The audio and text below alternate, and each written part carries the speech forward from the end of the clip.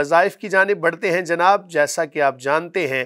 کہ ہمارا یہ مرحلہ جو ہے وظائف کے حوالے سے بھی ہوتا ہے، تو آپ نے جناب نماز فجر کے بعد 5واں کلمہ یہ 70 مرتبہ پڑھنا ہے۔ 5واں کلمہ کیسے ہے؟ تلفظ کے ساتھ پڑھیے گا، بڑے احسن انداز کے ساتھ ٹھہر ٹھہر کر۔ کچھ لوگ وظیفہ تو کرتے ہیں لیکن اس کے اندر رموز و اوقاف کا خیال نہیں رکھتے، جس کی بنا پر وظیفے کی جو تاثیر ہے وہ ان کو نہیں حاصل ہوتی۔ پڑھنے کے لیے آپ نے یوں پڑھنا ہے جناب: استغفر اللہ ربی من کل ذنب اذنبته عمدا او خطأ سرا او علانیة واتوب الیہ من الذنب الذی اعلم ومن الذنب الذی لا اعلم انک انت علام الغیوب وستار العیوب وغفار الذنوب ولا حول ولا قوة الا باللہ العلی العظیم۔ ترجمہ سماعت کریں جناب اس کا کہ میں اللہ سے معافی مانگتا ہوں جو میرا پروردگار ہے، ہر گناہ سے جو میں نے کیا، جان بوجھ کر یا بھول کر، در پردہ یا کھلم کھلا، اور میں توبہ کرتا ہوں اس کے حضور میں اس گناہ سے جو مجھے معلوم ہے اور اس گناہ سے جو مجھے معلوم نہیں ہے۔ بے شک تو غیبوں کا جاننے والا ہے اور عیبوں کا چھپانے والا اور گناہوں کا بخشنے والا، اور گناہوں سے بچنے کی طاقت اور نیک کام کرنے کی قوت اللہ ہی کی طرف سے ہے جو عالی شان اور عظمت والا ہے۔ اب آپ اندازہ کریں کہ اس کلمے کے اندر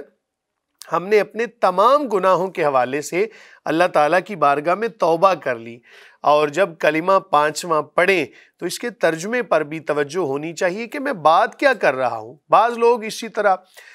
عام زبان میں جس طرح کہتے ہیں طوطے کی طرح رٹا رٹایا پڑھ لینا، اس سے ٹھیک ہے تاثیر تو ہوگی اس کی، لیکن اصل جو روح ہے کہ ہمیں پتہ تو ہونا چاہیے کہ ہم اللہ تعالیٰ کی بارگاہ میں کون سی التجا کر رہے ہیں۔ تو 5واں کلمہ جناب آپ نے 70 مرتبہ پڑھنا ہے۔ اس کے بعد نماز ظہر کی ادائیگی کریں، درمیانی اوقات میں گناہوں سے حتی الامکان بچنے کی کوشش کریں، توبہ استغفار کو لازم پکڑیں، اور یاد رکھیں کہ جو پہلے عشرے کا وظیفہ ہے کہ اللہ تعالیٰ کی رحمت کا طلبگار ہونا، اس حوالے سے دعائیں مانگتے رہیں، اللہ تعالیٰ کی بارگاہ میں التجائیں کرتے رہیں۔ نماز ظہر کے بعد آپ نے سورہ فاتحہ پڑھنی ہے جناب 40 مرتبہ، معروف ہے بالکل، اس کے حوالے سے تو ہم نے اس سے پہلے اس کو بیان بھی کر دیا تھا، پڑھ کے بھی آپ کو سنا دی تھی، نہ ہو تو کم از کم امام صاحب تو روزانہ ہمیں کوئی 3 مرتبہ تو بلند آواز سے پڑھ کے سناتے ہیں، تو اس کو توجہ سے سنیے، تلفظ کی ادائیگی کا خاص خیال رکھیے۔ ترجمہ سماعت کر لیجیے اس کا جناب کہ سب تعریفیں، تمام خوبیاں اللہ ہی کے لیے ہیں جو تمام مخلوقات کا پروردگار ہے، بڑا مہربان، نہایت رحم والا، انصاف کے دن کا مالک ہے، بدلے کے دن کا مالک ہے، بلکہ بہتر یہ ترجمہ ہے کہ بدلے کے دن کا مالک ہے۔ اس کی وجہ یہ کہ ہم اللہ تعالیٰ کے انصاف کو تو برداشت نہیں کر سکیں گے، اس لیے دین کا معنی ہوتا ہے بدلہ، تو بدلے کے دن کا مالک ہے۔ اے پروردگار، ہم تیری ہی عبادت کرتے ہیں اور تجھ ہی سے مدد مانگتے ہیں۔ عبادت فقط اللہ تعالیٰ کی، اور مدد حقیقی مدد اللہ تعالیٰ کی طرف سے ہوتی ہے۔ مجازی مدد اگر ہم کسی سے مانگتے ہیں تو بھی جو مدد ہماری کرنے والا ہے وہ اللہ تعالیٰ کی عطا سے ہی کرنے والا ہوتا ہے۔ اس کے بعد ہم دعا کرتے ہیں اہدنا الصراط المستقیم، مولا کریم ہمیں سیدھے رستے پر چلا، ان لوگوں کے رستے پر جن پر تو نے اپنا فضل و کرم کیا، جن پر تو نے اپنا انعام فرمایا، نہ ان کے رستے پر کہ جن پر تیرا غضب نازل ہوا، اور نہ ہی گمراہوں کا۔ آمین، یعنی اے مولا کریم تو ہماری اس التجا کو قبول فرما۔ بعد از نماز عصر جناب آپ نے پڑھنا ہے درود ابراہیمی، اور 25 مرتبہ پڑھنا، یہ بھی معروف ہے۔ اللہم صلی علی محمد وعلی آل محمد کما صلیت علی ابراہیم وعلی آل ابراہیم انک حمید مجید۔ اللہم بارک علی محمد وعلی آل محمد کما بارکت علی ابراہیم وعلی آل ابراہیم انک حمید مجید۔ 25 مرتبہ پڑھنا ہے۔ اور جب بھی یہ آپ کو فائدے کے طور پر ایک بات بتا دوں کہ جب بھی درود و سلام پڑھیں، کوئی بھی جملہ ایسا بولیں کہ جس کے اندر نبی کریم صلی اللہ علیہ وآلہ وسلم کا نام نامی، اسم گرامی محمد صلی اللہ علیہ وآلہ وسلم پکارا جائے، تو اس سے پہلے لفظ سیدنا لگا لینا یہ مستحب ہے۔ حضرت ابراہیم علیہ السلام کا نام ذکر کیا ہم نے درود پاک کے اندر، وہاں پر بھی لفظ سیدنا کا اضافہ کر لینا مستحب ہے۔ اگر کوئی نہیں کرتا تو بھی جائز ہے، لیکن یاد رکھیں یہ وہ درود شریف ہے کہ جو خود سرکار دو عالم صلی اللہ علیہ وآلہ وسلم نے بھی پڑھا، اور کوئی بھی بندہ جب اپنا نام لیتا ہے تو اپنے القاب ذکر نہیں کرتا۔ ہمیں چاہیے کہ ہم جب بھی نبی کریم صلی اللہ علیہ وآلہ وسلم کا نام نامی اسم گرامی پکارے تو جناب شروع میں سیدنا کا اضافہ کر لیں، یہ بہتر ہے۔ اس کے بعد نماز مغرب آپ نے ادا کرنی ہے جناب، اور اس کے بعد یا وہاب،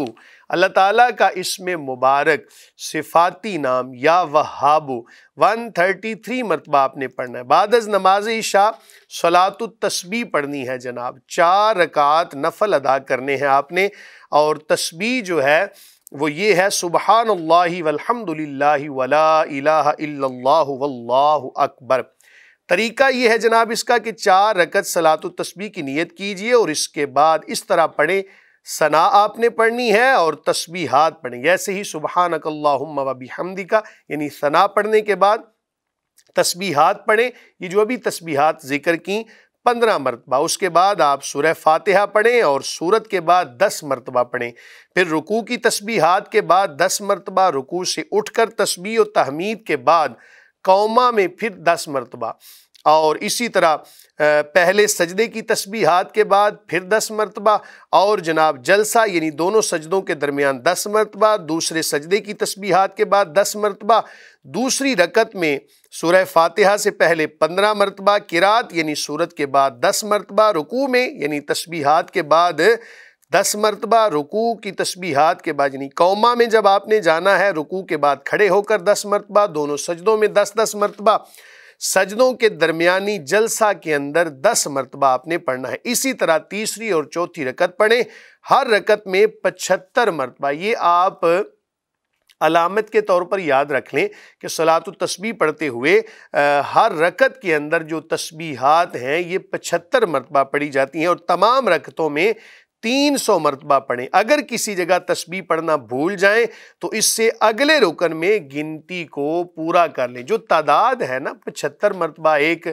رکعت کے اندر، اس کو آپ نے پورا کرنا ہے۔ بعض لوگ صلاۃ التسبیح پڑھتے ہوئے جناب انگلیوں کے اوپر شمار کرنا شروع کر دیتے ہیں، ایسا نہ کریں، چونکہ نماز تو مشغولی کا نام ہے۔ ہاں یوں کر لیں کہ جب آپ نے مثال کے طور پہ ہاتھ باندھے ہوئے ہیں تو 3 مرتبہ پڑھ لیا تو ایک انگلی کو تھوڑا سا دبا لیں، اسی طرح پھر 3 مرتبہ پڑھ لیا تو دوسری انگلی کو تھوڑا تھوڑا اس طرح علامت کے طور پر نشانی رکھ لیں۔ اگر بالفرض کہیں تعداد زیادہ ہو جائے تو آپ یہ اصول یاد رکھیں جناب کہ جب تعداد زیادہ ہو تو نیت یہ کر لیں کہ جن اعداد کو پورا کرنے کا حکم ہے پڑھا تو میں نے اتنی مرتبہ ہے، باقی صرف تکمیل کے لیے پڑھا ہے۔ تو جناب ان وظائف کو جاری رکھیں، کوشش کریں کہ ہر رات کے اندر صلاۃ التسبیح اس کا اہتمام کریں۔ نفلی عبادت کے اندر اصول یہ ہے کہ اس کو تنہا پڑھا جاتا ہے، تشہیر نہیں کی جاتی، تاہم کسی کو سکھانے کے لیے، آداب سکھانے کے لیے، علوم اسلامیہ کی تشہیر کے لیے، کسی بہانے کے ساتھ لوگوں کو اکٹھا کرنے کے لیے اگر ایسا معاملہ کر لیا تو امید کرتے ہیں گناہ گار نہیں ہوں گے انشاءاللہ العزیز۔ جناب اگلے روزہ کے فضائل، اس کے مناقب